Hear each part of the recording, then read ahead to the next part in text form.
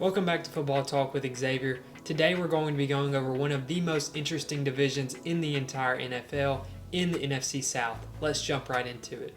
Oh, and before we get started, make sure to subscribe because I'm going to be doing this for every division in the entire NFL and you don't want to miss it. I think the NFC South is one of the easiest and hardest divisions in football to predict because I think there are a few teams in here who I think have really talented football teams, but I just don't know if I fully trust a player or two in those different organizations. So let's jump right into it. My number 4 overall team in the NFC South is the New Orleans Saints. I think the New Orleans Saints are going to be the worst team in football this season, and they're ultimately going to try to hope to land Arch Manning in the 2026 NFL Draft, go and play where his grandpa played. Now, will they allow that, or will they try to pull out like they did with Eli Manning, because we know the Saints kind of ruined Archie Manning's career? That's just something that only time will tell. Maybe he stays around at Texas to avoid the Saints organization, but there's no way that you're trotting out Tyler Shough. There's just no possible way that you thought that was your best chance to be successful this season. He looks no better than Spencer Rattler, so you pretty much wasted a second-round pick.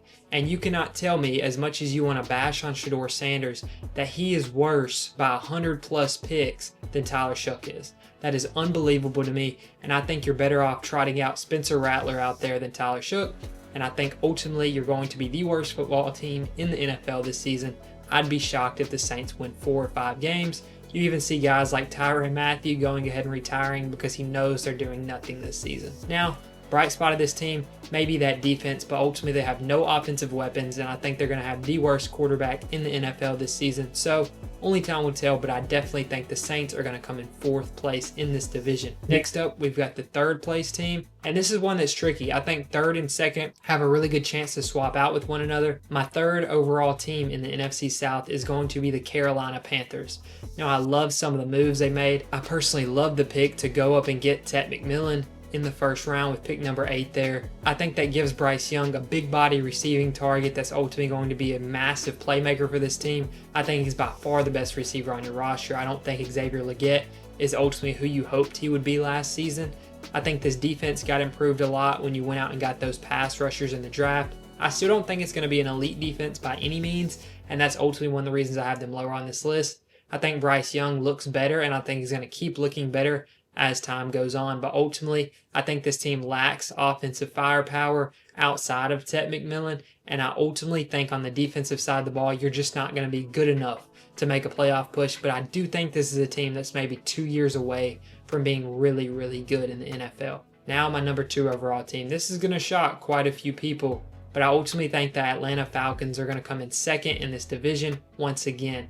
Why do I think that? It's because I do not see Michael Penix Jr. as being a needle mover for your team. He was the oldest quarterback coming out of the draft last year. I really liked him in college, but what I saw at the end of last season just didn't look great to me. Now, hopefully this training camp and this entire offseason has helped him develop to be an even better quarterback. But to me, I just don't think he's a needle mover to help you win this division. I do personally think that Drake London is going to have a great season with him. And I think Bijan Robinson is going to keep being Bijan Robinson. You went out and got pass rush help, which was your biggest concern last offseason, but I just don't know if that cornerback room is deep enough. Obviously, you have AJ Terrell, but I think he's one of the most overpaid players in the entire NFL. So I have the Atlanta Falcons coming in 2nd place in that division. So finally, our division winners, we're going to have the Tampa Bay Buccaneers. I just think this roster has way too much firepower on both offense and defense to not win this division. I mean, you just went out and got Emeka Egbuka, who's probably going to be a top 25 receiver in the NFL, and he might be the 3rd best receiver on your team. I mean, you have Jalen McMillan, Chris Godwin, Emeka Egbuka, and Mike Evans, who is a lock for the Hall of Fame. And then you have Baker Mayfield, who's continuing to play like a top 10 quarterback. You have Todd Bowles, who's a defensive mind, and he's going to make that defense play good, even if that talent on the defensive side of the ball isn't all the way there, which I don't think it fully is, but I think it's good enough to win this division. Thanks for watching. Let me know what you think I got right and what you think I got wrong, and we can come back to these comments at the end of the season and see who got it right. Thanks for watching. Make sure you subscribe if you haven't already. Like I said, we're going to be doing every division in the entire NFL, so you want to make sure you're able to see each and every one of them. See you.